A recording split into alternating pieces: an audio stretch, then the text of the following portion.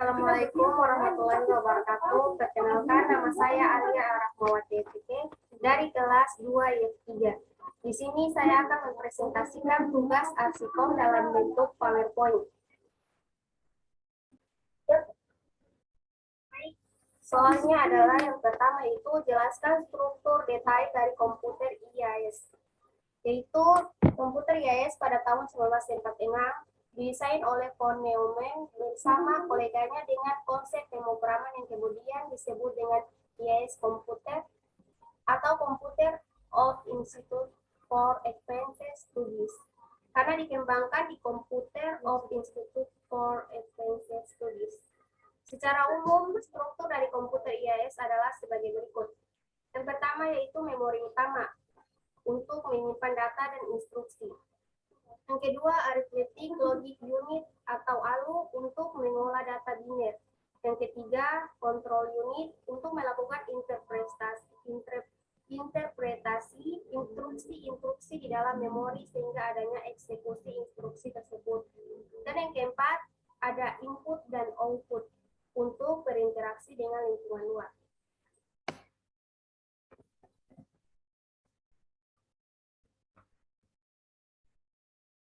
Selanjutnya saya akan menampilkan struktur detail komputer IAS.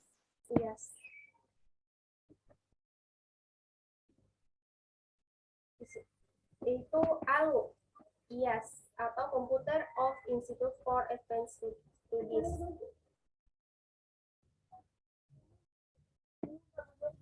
Yang pertama, memori buffer register atau MBR, berisi sebuah word yang akan disimpan di dalam memori atau digunakan untuk menerima word dari memori.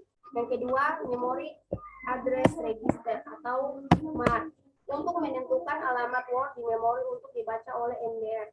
Yang ketiga, instruction register atau IR, berisi instruksi di 8 bit kode operasi yang dieksekusi. Yang keempat, instruction buffer register atau IBR, digunakan untuk menyimpan penyimpanan sementara instruksi sebelah kanan word di dalam memori. Yang kelima, program counter atau PC, berisi alamat pasangan instruksi berikutnya yang akan diambil dari memori.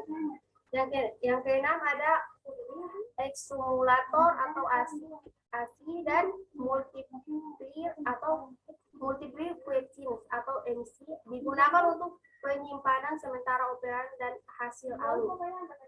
Misalnya, hasil perkalian dua buah bilangan 40 bit adalah sebuah bilangan 80 bit. 40 bit yang paling berarti disimpan dalam AC dan 40 bit lainnya disimpan dalam MC. Dan yang ketujuh, IAS beroperasi secara berulang membentuk siklus instruksi. Komputer IAS memiliki 21 instruksi yang dapat dikelompokkan sebagai berikut. Yang pertama, data transfer, memindahkan data di antara memori register ALU atau antara dua register ALU sendiri. Yang kedua, unconditional branch, perintah-perintah eksekusi percabangan tanpa syarat tertentu. Yang ketiga, conditional branch, perintah-perintah eksekusi percabangan yang memerlukan syarat tertentu agar dihasilkan suatu nilai dari percabangan tersebut.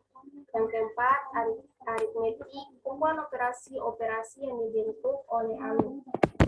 Dan yang kelima, ada address modify, instruksi-instruksi yang memungkinkan pengubahan alamat saat komputasi sehingga memungkinkan fleksibilitas alamat dan tinggi pada program. Dan soal yang kedua yaitu jelaskan metode untuk mengatasi perbedaan perkembangan antara prosesor dengan komponen komputer lainnya. Metode untuk mengatasi perbedaan perkembangan antara prosesor dengan komponen komputer lainnya. Itu metode yang digunakan adalah dengan memilih inti atau core dari prosesor dan clock speed yang setara dengan komponen komputer lain.